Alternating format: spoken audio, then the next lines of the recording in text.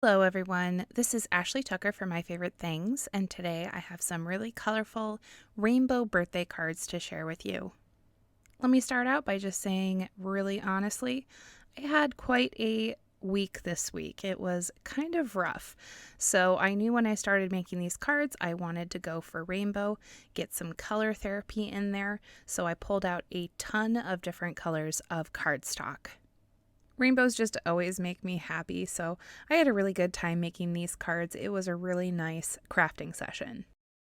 The die that you see me using here is the Color Wave Cover Up die. I'm using it on each of the 10 colors of cardstock that I picked out, and I'm going to use 5 of those colors on each of the 2 cards. Once all of those pieces were cut out, I used a piece of Post-it tape in order to put together the pieces and line them up. And for the first card, I'm going to be using all of the cool colors. And for the second card, I'm going to be using all of the warmer colors. Another way that you could do this is you could glue all of them onto another panel of cardstock, but I thought that this was just as easy and it also didn't require as much paper, so it helped to cut down on some of the bulk of the card. Now the Post-it tape that I'm using is just temporary to keep them all in place while I add the foam tape to the back. I knew that I wanted to eventually pop up all of these pieces onto a card base, so adding the foam tape now just secures them all in place and keeps them together. And just ignore all of the cat hair that's on that foam tape. My daughter decided to unravel some of my foam tape and it got a bunch of cat hair on it, but I don't want to throw it away because I don't like to throw things away if I can still use them. Anyway, as you saw, I used my MISTI tool to stamp this alligator image. This is from the Summer Safari stamp set, and I stamped it onto some Neenah Classic Crest Solar White cardstock with a Copic-friendly black ink, and I'm using my Copic markers to quickly color it.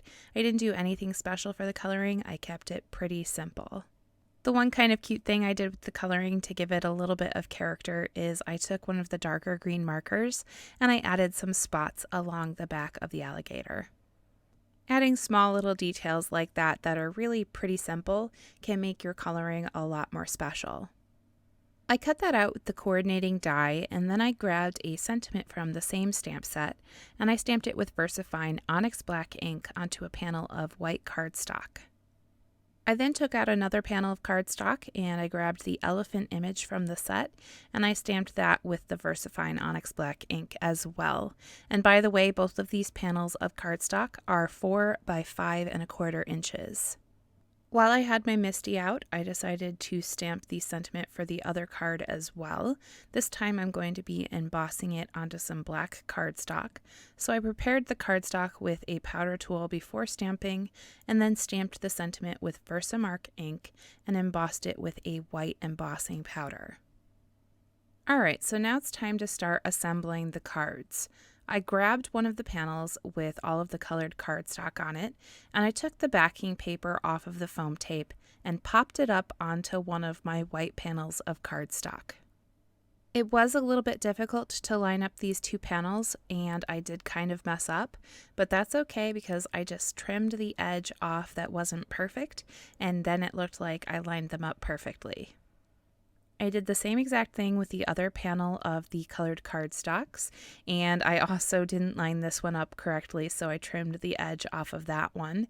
For this one, I decided to put it on the opposite way, so I have one with the colored cardstock on the bottom and one with it on the top.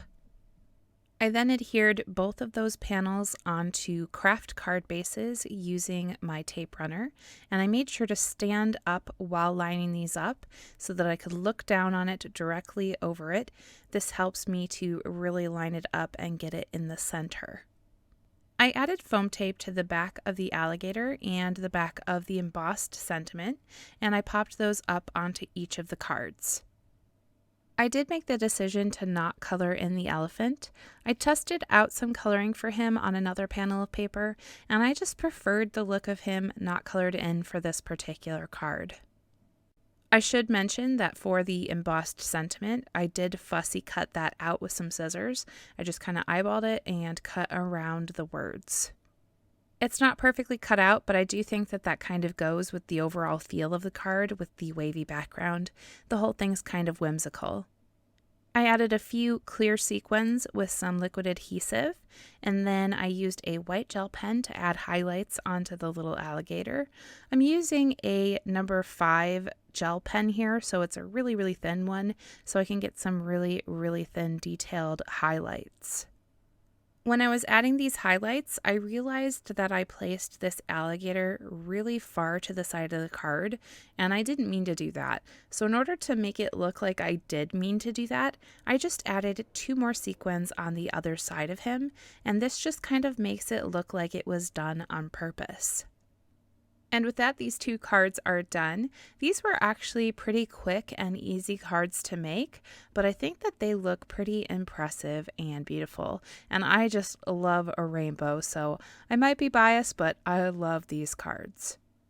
Thank you so much for watching today. I hope you enjoyed this video and that it gave you some ideas and inspiration. I hope that you'll try some of these ideas out, and I'll see you next time.